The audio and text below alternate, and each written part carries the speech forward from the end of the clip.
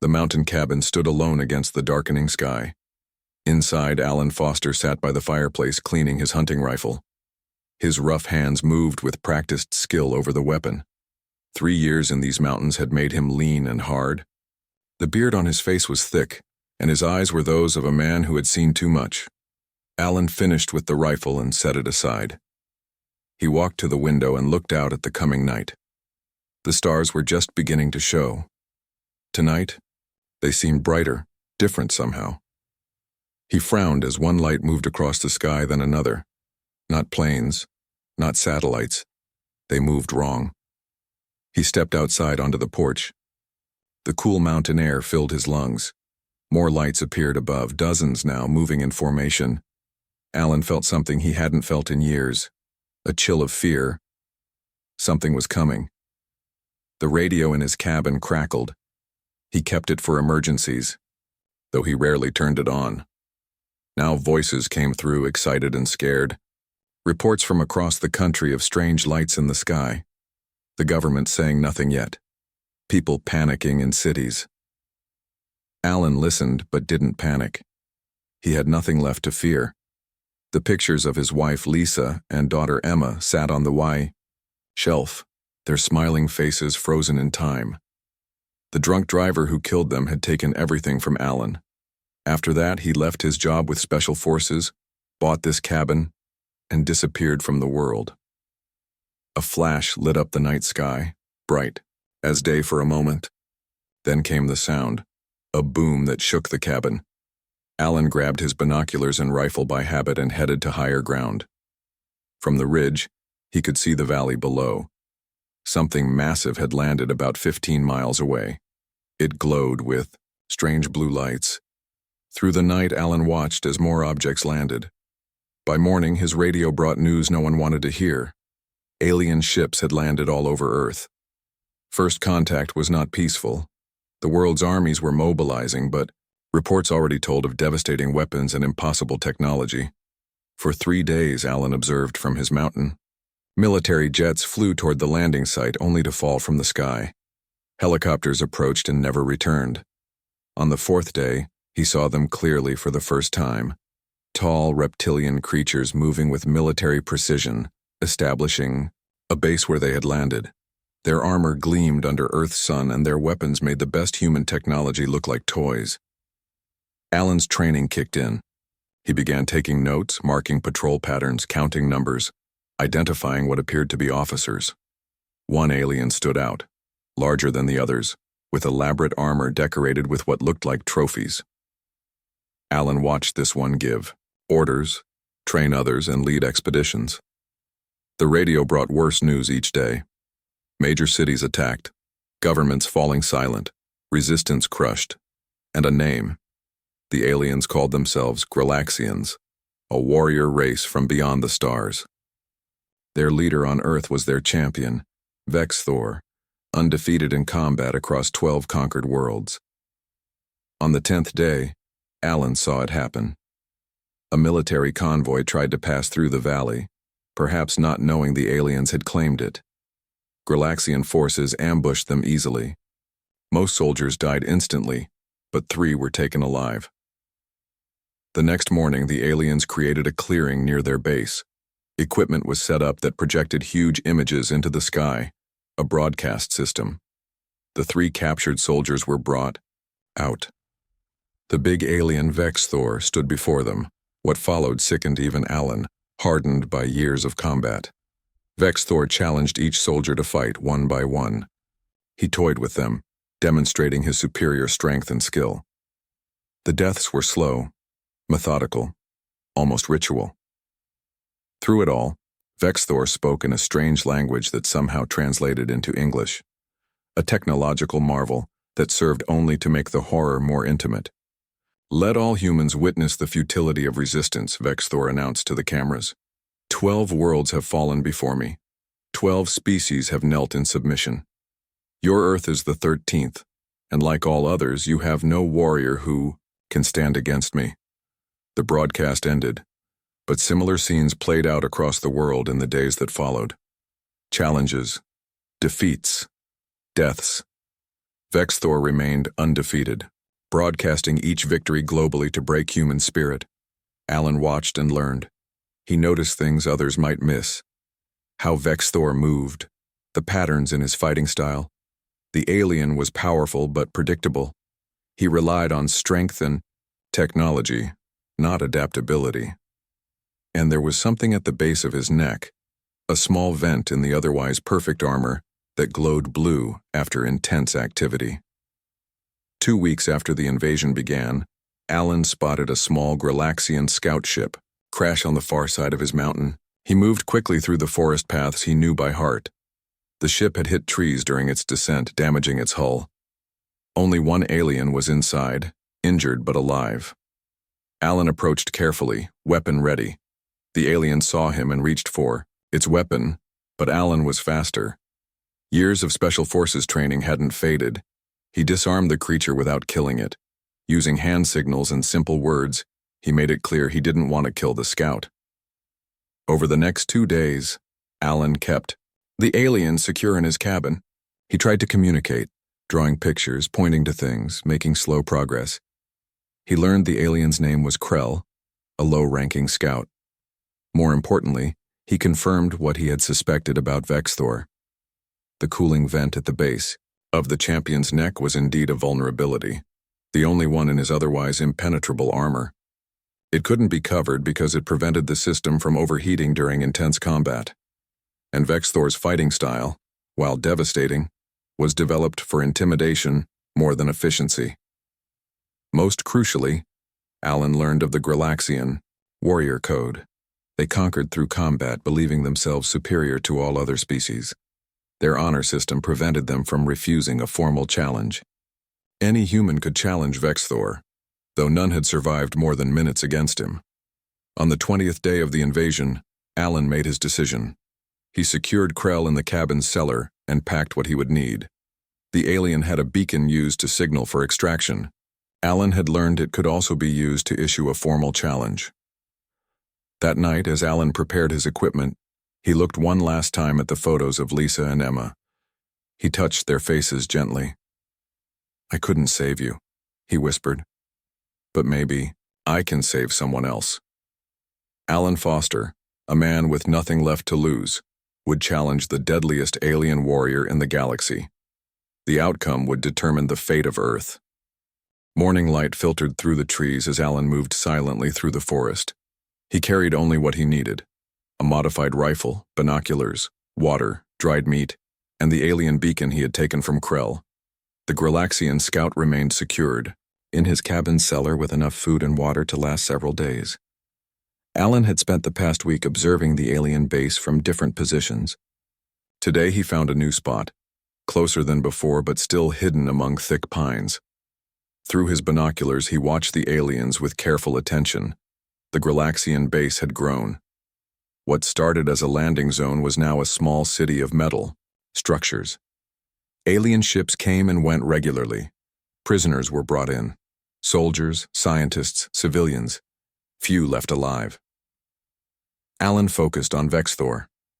The champion emerged from the largest building, surrounded by guards. Alan had seen this routine before. Every morning, Vexthor trained in an open area. His movements were powerful, precise, and remarkably human-like despite his alien form. He practiced with various weapons, each deadlier than anything Alan had seen on Earth, but patterns emerged. Vexthor favored his right side. He always attacked in the same sequences. He relied on overwhelming force rather than subtlety. These were small weaknesses, but to Alan's trained eye, they were opportunities. The alien champion finished his training and addressed his soldiers. Alan couldn't hear the words from his position, but he had seen this speech before. Vexthor was preparing them for another day of conquest. As the aliens dispersed, a commotion broke out at the edge of the base. A group of human prisoners had arrived, not military, but civilians. An old man among them broke free and ran. He didn't get far. Vexthor moved with frightening speed, catching the man easily. What happened next made Alan's stomach turn. The champion lifted the old man by his throat. The human's feet dangled above the ground as he struggled. Vexthor spoke to the watching prisoners, his words broadcast through the base. This is the might of Earth? Old men who cannot even run properly? With casual ease, he tossed the man aside. The old man hit the ground, hard but crawled to his knees. I may be old, the man said, his voice shaking but clear, but I've lived long enough to know a bully when I see one. Vexthor laughed, a sound like rocks grinding together. Brave words from a weak species. None of you understand true strength. The old man spat on the ground. Our strength isn't in our muscles, it's in here. He pointed to his heart. Vexthor tilted his head, seeming genuinely curious. Then show me this strength. Alan watched in horror as the champion invited the old man to attack him. What followed wasn't combat, it was cruelty. Vexthor toyed with him, letting the man exhaust himself trying to land even a single blow. When the champion finally ended it, he made it slow, ensuring the other prisoners watched every moment. Alan had seen enough. He moved back through the forest to his cabin, mind racing with what he had learned and what he had yet to do. Vexthor wasn't just powerful, he was arrogant. He underestimated humans. This could be useful. At the cabin, Alan checked on Krell. The alien scout watched him with large yellow eyes. Over the past days, their ability to communicate had improved. Alan had learned much about Galaxian culture and biology. Their homeworld was harsh, with 3 suns and little water. They evolved as hunters, valuing physical prowess above all else. They conquered not just for resources, but to prove their superiority. Vexthor, Alan said, pointing to his own neck, where the champion's armor had its cooling vent. How much time before overheat? Krell seemed to understand. He held up his 4-fingered hand, then 3 fingers. Alan nodded. 7 minutes of intense combat before the armor's cooling system became vulnerable. Challenge, Alan said next, holding up the beacon. How? Through drawings and simple words, Krell explained the proper ritual. The beacon had to be activated with specific patterns. 3 pulses, wait, 2 pulses. This would signal a formal challenge under Galaxian law. Once issued, Vexthor would be bound by ancient tradition to accept or lose honor among his warriors. That night, Alan sorted through his remaining supplies. He had little that could match alien technology, but he did have knowledge of the terrain and years of combat experience. He prepared simple traps and weapons, knowing they probably wouldn't be enough, but unwilling to approach this fight unprepared. As he worked, the radio brought news from across the country. Resistance groups were forming, but they faced overwhelming odds. The aliens had control of major cities and were systematically destroying military bases. Governments around the world were falling or surrendering. Humanity was losing. A new broadcast began. Vexthor, standing among the ruins of what had been Washington, D.C. His voice boomed through speakers, translated perfectly into English. People of Earth, your leaders have fallen. Your armies are broken. I, Vexthor, champion of the Galaxian Empire, offer you this choice. Surrender completely or watch as I personally defeat your best warriors in combat. For each day without surrender, I will execute 100 of your people. The broadcast showed rows of kneeling prisoners, heads bowed. Tomorrow, I begin with these. But I am not without mercy. If any human wishes to fight in their place, I accept all challenges. None will survive, but they may die with what you call honor. The broadcast ended. Alan sat in silence for a long moment, then stood and walked to the window. The alien base glowed in the distant valley. Tomorrow, 100 people would die unless someone challenged Vexthor. He looked at the beacon in his hand. He wasn't ready. He needed more time to prepare, to study the champion further, but those prisoners didn't have time. Alan picked up the photo of his wife and daughter. Lisa had been a doctor, dedicated to saving lives. Emma had been just 7 with her whole life ahead of her. Both gone in an instant because of one careless action. What would you do? He asked their smiling faces. He knew the answer. Lisa would never turn away from people in need. Emma would expect her father to be brave. Alan activated the beacon. 3 pulses. Wait. 2 pulses. A light on the device turned from red to green. The challenge was sent. He spent the rest of the night preparing. He didn't expect to survive tomorrow, but maybe, just maybe, he could reveal Vexthor's weaknesses to the world. Others could finish what he started. As dawn approached, Alan Foster, a human with nothing to lose, prepared to face the deadliest alien warrior in the galaxy. Not for glory, not for revenge, but because it was the right thing to do. The beacon pulsed green on the table as Alan gathered his equipment. His challenge had been sent, but he didn't know when or how Vexthor would respond. He packed light, a combat knife, rope, water, and a few small devices he had made from spare parts around the cabin. Nothing that could match alien technology, but maybe enough to create a moment of surprise. A sudden noise outside made him freeze. Someone was approaching the cabin. Not the heavy steps of a Galaxian, but human footsteps trying to be quiet and not quite succeeding. Alan moved silently to the window, knife ready. In the early morning light, he saw a figure creeping toward his door. A woman, with short dark hair and clothes that looked military but without insignia. Alan waited until she reached the porch, then pulled the door open suddenly. The woman stumbled back, raising her hands defensively. "Don't shoot, I'm human," she said, though Alan held no gun. "Who are you?" Alan demanded. "How did you find this place?" The woman lowered her hands slowly. "My name is Samantha Kelly. I tracked your signal when you activated the challenge beacon." Alan stared at her suspiciously. "How do you know about the beacons?" "I was lead engineer at Pine Ridge Research Facility before the invasion," she explained. "We were studying captured alien technology. When the base fell, I managed to escape with some data." Alan considered this, then stepped back. "Come inside. Talk quietly. There's an alien in the cellar." Samantha's eyes widened, but she followed him in. When she saw Krell through the cellar, "Door's small window," she gasped. "You captured one alive? How?" "His scout ship crashed. He was injured." Alan closed the cellar door. "What do you want?" Samantha sat at the small table, eyeing the beacon. "I picked up your challenge signal. I came to stop you. Challenging Vexthor is suicide." "I know. Then why do it?" Alan didn't answer immediately. He continued packing his bag. 100 people die today if no one challenges him, he finally said. "And they'll die tomorrow anyway when you're dead," Samantha argued. "There's an organized resistance forming. We need people with your skills. We need time to study the aliens, find weaknesses." Alan nodded toward the cellar.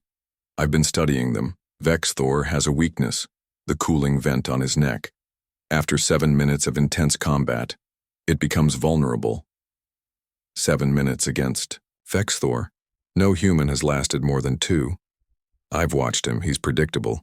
Relies on strength and technology, not skill." Samantha looked at him closely. "You're special forces, aren't you?" Alan nodded.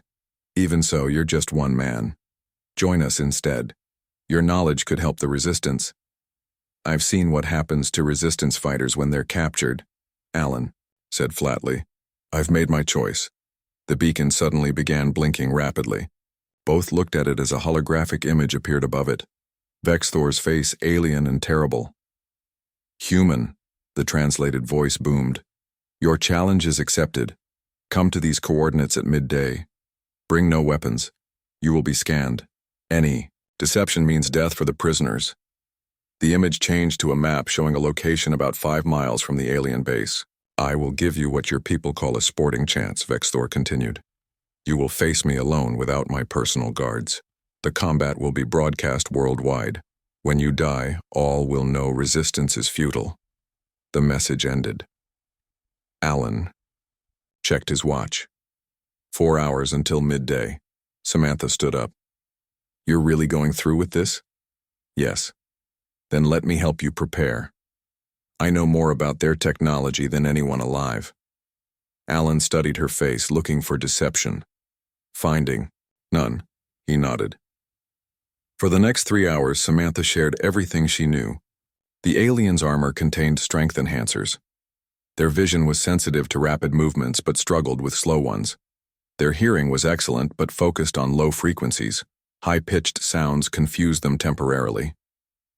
Alan listened and adjusted his plans. He showed Samantha the small devices he had made, simple noise generators that could produce high-frequency sounds. She helped him modify them to be more effective. The cooling vent, Alan said.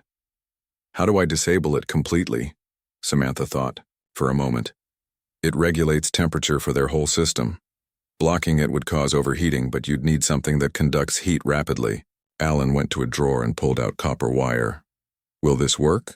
She nodded. If you can get it inside the vent and twist it to block the airflow, yes. But you'd need to keep it there for at least 30 seconds. 30 seconds, Alan repeated. A lifetime in combat. As the hour approached, Alan prepared to leave. Samantha tried one last time to change his mind. The Resistance needs people like you. We need your help. Alan looked at the photos of his wife and daughter. After they died, I stopped living. Just existed. This is the first time in 3 years I've had a purpose. Dying isn't a purpose. Saving lives is. Alan picked up his minimal gear. If I fail, tell others about the cooling vent. Tell them he tires after 7 minutes. Tell them he always attacks in the same patterns. Samantha shook her head but said nothing. As Alan reached the door, she suddenly stood. Wait, take this. She pulled a small device from her pocket. It's an EMP generator we were developing. One-time use, very short range. You'll need to be practically touching his armor, but it might disrupt his systems for a few seconds. Alan took the device. Thank you. What about him? She nodded toward the cellar where Krell was kept. There's enough food and water for 3 days. After that, let him go. He helped me. He deserves to live. Samantha looked surprised but nodded. Alan walked out into the morning sunshine. The path down the mountain was clear before him. He had no illusions about his chances, but for the first time in years he felt truly alive. 100 people might live because of what he was about to do. That was enough. 3 miles into his journey, he heard something behind him. Samantha was following, keeping her distance but clearly tracking him. Alan allowed himself a small smile. Perhaps there would be someone to tell his story after all, to make his sacrifice mean something. He continued toward the coordinates, toward Vexthor, toward what was almost certainly his death. Alan Foster, a human with nothing to lose, might just be humanity's last hope. The sun reached its highest point as Alan arrived at the coordinates. The location was a flat clearing surrounded by tall pine trees. In the center stood a metal platform that hadn't been there the day before. Alien technology glinted under the midday light. Alan approached slowly, hands visible. He wore simple clothes, jeans, a black t-shirt, and sturdy boots. In his pockets were Samantha's EMP device and the small noise generators he had made. He hoped the aliens wouldn't consider these weapons. 4 Gralaxian guards stood at the edges of the clearing. They watched him with unblinking yellow eyes. One stepped forward holding a device that looked like a flat metal plate. It waved the device over Alan from head to toe. It is scanning for weapons, a voice said. Alan turned to see Vexthor approaching, from the opposite side of the clearing. The alien champion was even more imposing up close. He stood over 8 feet tall, his green-gray scales gleaming like polished metal. His armor was black with red markings, covered in symbols Alan couldn't read. At his hip hung a weapon that looked like a cross between a sword and an axe, its edge glowing with energy. The guard finished scanning and spoke to Vexthor in their language. The champion nodded. You come unarmed, Vexthor said, his words translated. Perfectly. Brave or foolish, perhaps both. Where are the prisoners? Alan asked. Vexthor gestured to the side. A large holographic screen appeared in the air, showing the 100 people who had been scheduled for execution. They were still held in cells but appeared unharmed. They live until our combat ends, Vexthor said. Then, when you are dead, they will be released as promised. Alan was surprised. Released? I am many things, human, but I do not lie. The terms of our challenge were clear. Your life for theirs. Alan nodded slowly. Maybe this wasn't suicide after all. If the prisoners really would be freed, his sacrifice would mean something. Vexthor removed his weapon and handed it to a guard. I will not need this. Killing you with my hands will be more satisfying. Small drones rose from the ground around the clearing. They hovered in the air, cameras focusing on both combatants. Your species watches now, Vexthor announced. Across your world, humans see their champion face mine. They will witness the natural order, Galaxian dominance over inferior beings. Alan said nothing. He stepped onto the platform and took a fighter's stance. He had spent days studying Vexthor's movements. Now he would see if that knowledge was enough. Begin! Vexthor roared. The alien charged forward with shocking speed. Alan had expected this. It was how Vexthor started every fight. Instead of trying to dodge, Alan dropped to the ground and rolled. The alien's momentum carried him past, his claws grasping air where Alan had been a moment before. Vexthor turned, quickly, eyes narrowing. Interesting. The others tried to stand their ground. I'm not the others, Alan said. This time Vexthor approached more cautiously. He circled Alan, looking for an opening. When he struck, it was a feint followed by a real attack from the right. Exactly the pattern Alan had observed in his training sessions. Alan turned slightly, letting the blow graze his shoulder instead of connecting fully. Even that glancing hit was like being struck by a hammer. Pain shot through his arm, but he kept his focus. 1 minute passed, then 2. Alan didn't try to attack. He focused entirely on survival, on reading Vexthor's movements, on staying just beyond the alien's reach or rolling with the blows he couldn't avoid completely. Fight back, Vexthor growled, frustration edging into his voice. Die with honor. My way, Alan replied between quick breaths. 3 minutes. 4. Alan was covered in sweat, his body aching from the blows he couldn't fully avoid. But he was still standing, still moving. The alien champion's frustration grew with each failed attack. No human has lasted this long, Vexthor said. But you cannot win by simply avoiding death. Not trying to win, Alan gasped. Just trying to teach. Vexthor paused. Teach what? That humans don't break easily. The alien roared and launched a new series of attacks. His movements became less controlled, more driven by anger than strategy. This was what Alan had hoped for. Vexthor was used to quick victories to enemies who fell easily or fought foolishly. Patience was not part of his combat style. 6 minutes now. Alan's body screamed in pain. His left arm hung awkwardly where a blow had struck his shoulder. Blood ran from a cut on his forehead, half blinding him. But he kept moving. Kept watching, kept waiting. In the trees beyond the clearing, he caught a glimpse of movement. Samantha was there, watching. Good. Someone would see what happened next. Win, or lose 7 minutes. The cooling vent at the base of Vexthor's neck began to glow brighter, as his armor worked harder to regulate temperature during the extended combat. It was time.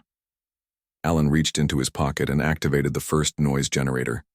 A high-pitched sound filled the air, just at the edge of human hearing but painfully loud to Galaxian ears.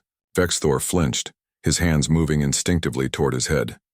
In that moment, Alan charged, not with the wild desperation of previous challengers, but with calculated purpose. He dodged Vexthor's recovering guard and slammed his body into the alien's chest. As they both fell, Alan slapped the EMP device against Vexthor's armor and triggered it. A pulse of energy surged through the alien systems. It wasn't enough to disable the armor completely, but it caused a momentary disruption. The strength enhancers faltered for just a few seconds. Those seconds were all Alan needed. He drove his thumb into the cooling vent, forcing the copper wire deep inside. Vexthor roared and grabbed Alan by the throat, lifting him off the ground. Clever trick, the alien snarled, but useless. Alan couldn't speak with the grip on his throat. Black spots danced in his vision, but he managed to smile. He had gotten the wire inside the vent. Now he just needed to keep Vexthor fighting hard enough to overheat the system. With his remaining strength, Alan activated the second noise generator. The sound drove Vexthor into a rage. He slammed Alan to the ground, then lifted him again. Each violent movement caused the armor to work harder, the cooling system to strain against the blockage. 30 seconds. That's what Samantha had said. 30 seconds with the vent blocked. As consciousness began to fade, Alan saw the armor around. Vex Thor's neck began to glow red. Steam hissed from seams in the metal. The alien champion noticed too late.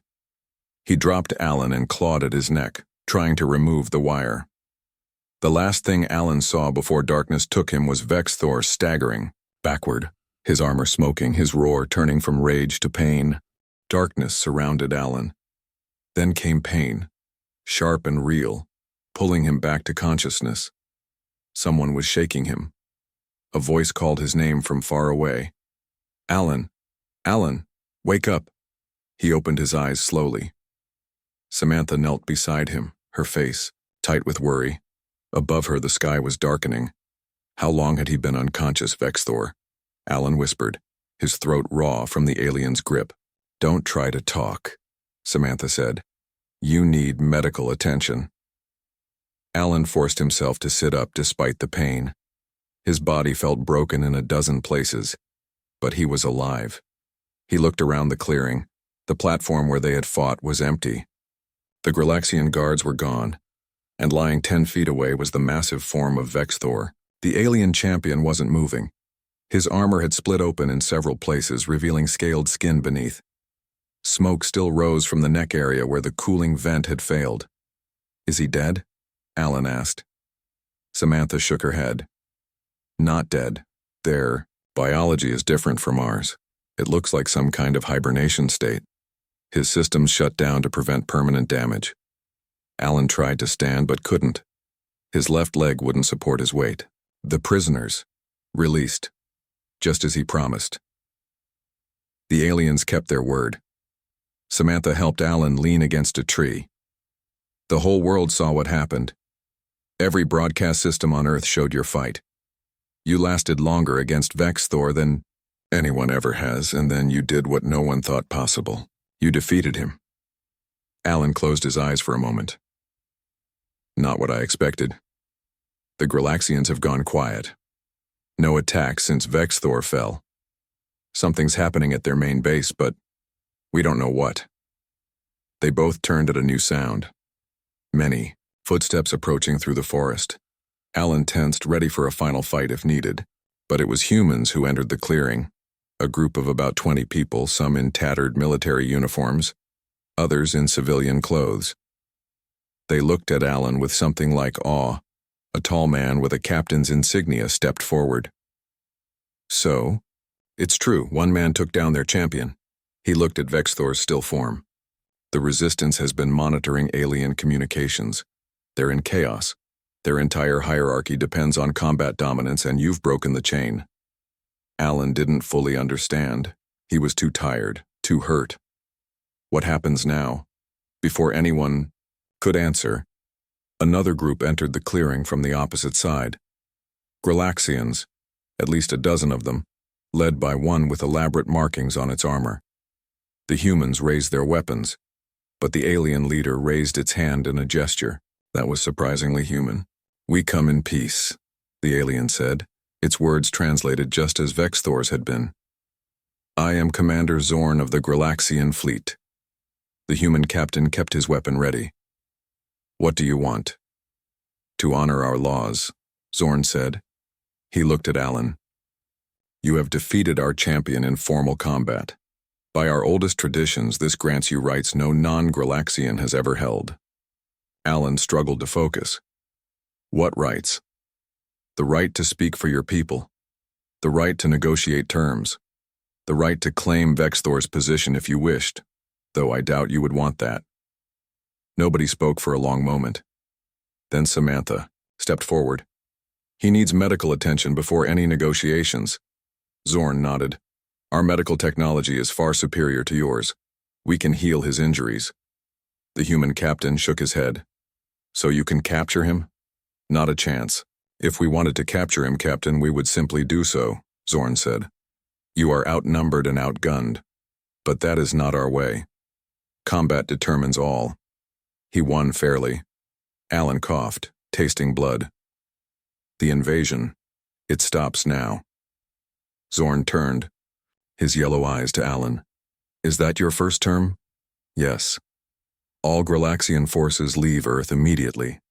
The alien commander was silent for several seconds. This is unprecedented. No champion has ever been defeated in the field. But our laws are clear. He touched a device on his wrist. All combat operations will cease. No more humans will be harmed. The prisoners, Alan continued, forcing strength into his voice. All of them go free. It will be done, Zorn agreed. And then you leave. All of you. The commander looked at Vexthor's still form.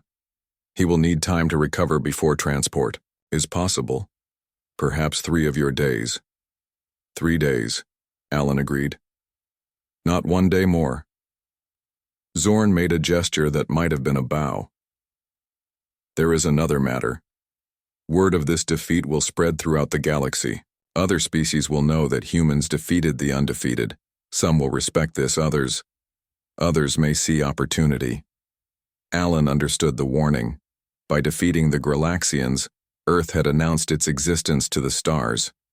Not all who heard would be friendly. We'll handle that when it comes, Samantha said. The human soldiers moved forward to help Alan. As they lifted him carefully, he looked at Vexthor one last time. The mighty champion, laid low not by superior strength or technology, but by observation, patience, and the willingness to sacrifice. 3 days later, from his hospital bed, Alan watched on television as the last Galaxian ships rose into the sky. True to their word, they had released all prisoners and withdrawn all forces. Humanity had suffered terrible losses, but they had survived. Samantha visited him that evening. She wasn't alone. Behind her came scientists, military officers, and government officials. They had questions, plans, requests. The world was mobilizing, preparing for whatever might come next from the stars. They want you to help, Samantha told him. Your knowledge of Galaxian combat tactics, your experience with Krell, everything you learned. It could be crucial for Earth's defense. Alan looked out the window at the night sky. Somewhere up there, Vexthor was recovering, perhaps planning revenge. And beyond, unknown species were learning of Earth and its unexpected victory. 3 years ago, I lost everything, Alan said quietly. I thought my life was over. And now? Samantha asked. Alan turned back to the room full of people who needed him. For the first time since losing his family, he felt purpose. Not just for a day or a battle, but for the future. Now I have something to live for. The deadliest alien warrior had indeed met his match in a human with nothing to lose. But in finding a reason to fight, Alan Foster had also found a reason to live. And perhaps that was the greatest victory of all.